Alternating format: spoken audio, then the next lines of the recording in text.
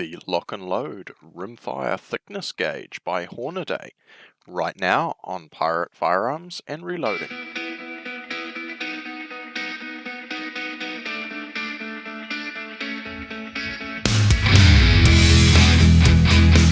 Hi folks, so today I'm going to take a look at the Hornady Lock and Load Rimfire Thickness Gauge.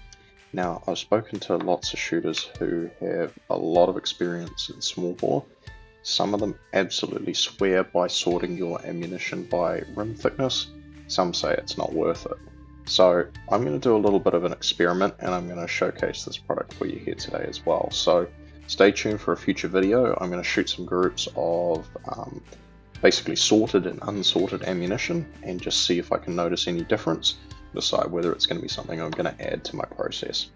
So it comes in a little blister pack like this, and it comes with all the comparator body, which is quite important. If you already have the comparator body, you're going to end up with spare ones. But if you buy this first and then want to buy either the headspace comparator gauge or the bullet comparator gauge, you can then buy the inserts without actually buying the comparator or the anvil base. So it all comes in this kit, which is nice. The kit also comes with a lanyard. Now, normally I stick this up right by my top camera here and have it looped through the set of calipers. So here it is all set up. So you have the comparator body, the standard Hornady comparator body, the anvil base, and this happens to be the insert for 22 rimfire. So they also give you another insert if you want to measure your 17 caliber, so it's 17 HMR. So basically what you want to do is install that guy. Just make sure you are getting consistent readings. Right, zeroing out, cool. Normally I'd be using this because what you're doing when you put a completed 22 loaded case into a gauge like this, you're doing exactly what happens in the chamber of a rifle. You're retaining it around the rim and then you're having something come up against it to measure it. Now, if I was to drop this gauge, there is a small chance that this could go off, and that's why the lanyard is supplied.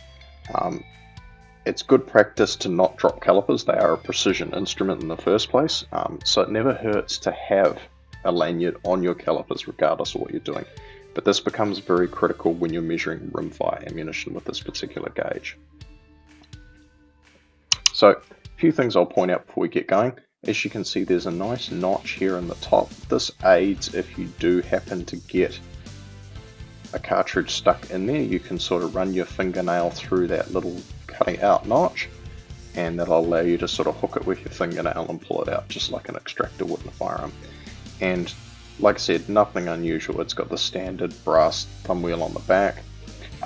Something of note too, you'll see that I have set mine up even in the set of calipers. If you have these bodies around the wrong way, the anvil base and the comparator body, it will actually do them in an offset fashion.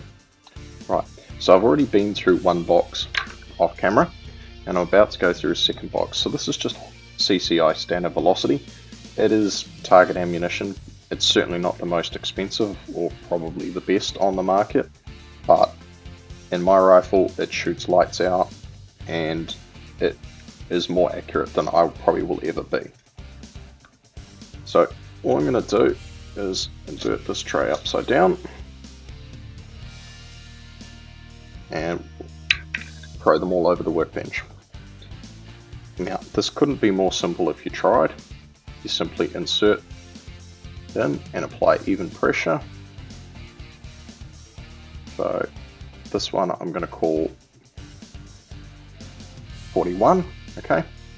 Now as I'm going, because 22 ammunition is coated in wax, I do just every so often wipe my finger on both the actual gauge piece and the anvil base as well, just to make sure I'm not getting any false readings. Okay. That one's probably very mildly undersized. And as you can see already from the first 50 rounds I did, this was far more consistent than I actually thought it was going to be.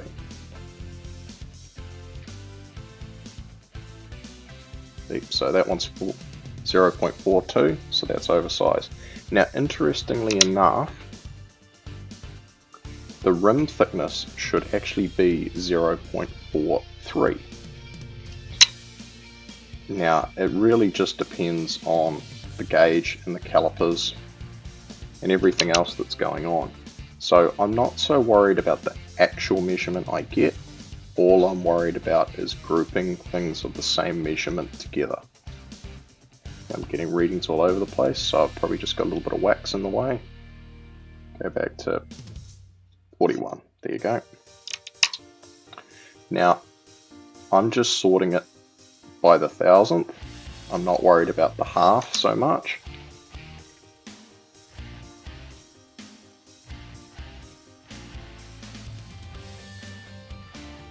So just remember, consistency will be your best friend in this situation.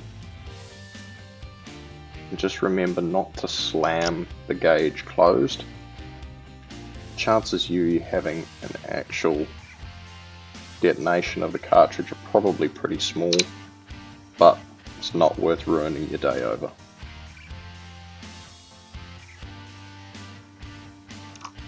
So I'm not going to bore you by going through this entire box, but you get the picture now. So all you're doing is measuring the rim thickness of the case and sorting it to see if you develop any different results in your groups.